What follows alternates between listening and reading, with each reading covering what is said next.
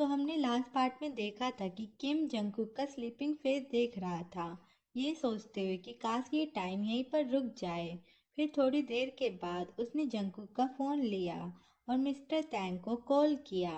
तैंग zone ने Jungkook के घर के बाहर ही किम और जंगकुक की फाइट देखी थी, तो फिर किम ने उस बारे में उसे एक्सप्लेन कर दिया कि जंगकुक के घर के बाहर मैंने कुछ ज़्यादा ही बोल दिया। वो बस हम दोनों के बीच में एक छोटी सी बहस चल रही थी, लेकिन अभी वो सब कुछ ठीक हो गया है। तैंग जोन ने ऑकवर्डली हंसते हुए कहा कि ओह ऐसी बात थी। किम ने कहा कि वो आपने देख लिया था, तो अब हम आपसे ये छिपाना नहीं चाहते, लेकिन आप दूसरे लोगों को इस बारे में मत बताना।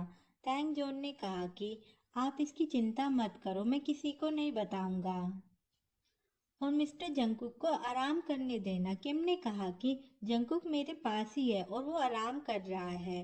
फिर उसने कहा कि वो फ़ोन पर ज़्यादा बात नहीं कर सकता, इसलिए उसने तैंग जोन को कहीं पर मिलने के लिए बुलाया और बताया कि वो रिंग रोड वाली पास वाली ज़मीन के बारे में कुछ बात करना चाहता है। फिर किम तो वहाँ से चला गया था और जब सुबह हुई तब जंगकुक की नींद खुली और वो बहुत ही ज़्यादा गुस्से में था, क्योंकि पिछली रात किम ने उसके साथ ज़बरदस्ती की थी और वो कुछ भी नहीं कर पाया था।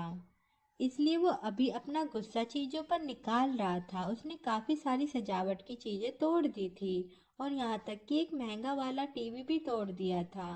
फिर वो स्मोकिंग करने लगा और वहाँ पर जो मैनेजर खड़ा था उस पे भी उसने गुस्से से चिल्लाया कि तुम वहाँ पर खड़े क्यों हो। मैनेजर ने बहुत ही नॉर्मल टोन में कहा कि मिस्टर जंगकुक, मुझे तो बस आपकी चिंता हो रही है कि कहीं आप एक्सीडेंटली खुद को चोट ना पहुँचा लो।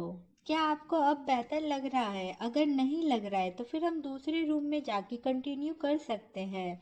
वाह यार, ये कितना अच्छा मैनेजर है।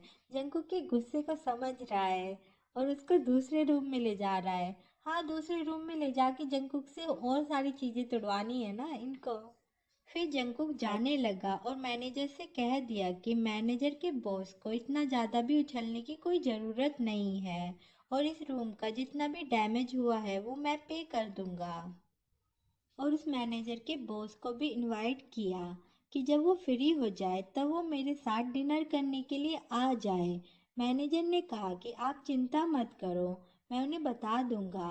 फिर जंगकुक ने कहा कि अपने सारे चमचों को भी बता देना कि वो अपना मुंह बंद रखे। मतलब कि कल जंगकुक के साथ जो खूबसूरत लड़के थे और ये मैनेजर, कितने सारे लोगों को ये पता चल गया है कि जंगकुक के साथ किम ने जबरदस्ती की थी। इतने बड़े आदमी के साथ ऐसा हो गया तो फिर ये पब्लिश नहीं होना चाहिए। मैनेजर ने भरोसा दिलाते हुए कहा कि आप उस बारे में बिल्कुल भी चिंता मत करो। फिर पिछली रात जो कुछ भी हुआ था जंगकुक उस बारे में याद करने लगा। उस वजह से जंगकुक को बहुत ही ज़्यादा डिस्गस्टिंग फील होने लगा।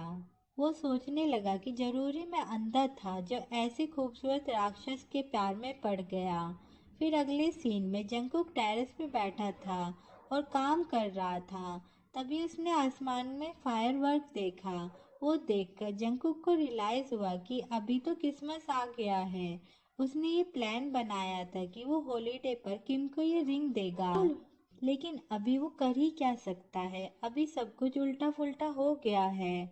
अभी त्योहार का टाइम है, सब लोग अपने क्लोज लोगों से बात करते हैं और उसे विशेष करते हैं, लेकिन जंगकुक को ये समझ ही नहीं आ रहा था कि मैं किसको कॉल करूं। फिर उसने अपने दादाजी को कॉल किया और दादाजी उसकी वॉइस सुन के थोड़ा वरीड हो गए।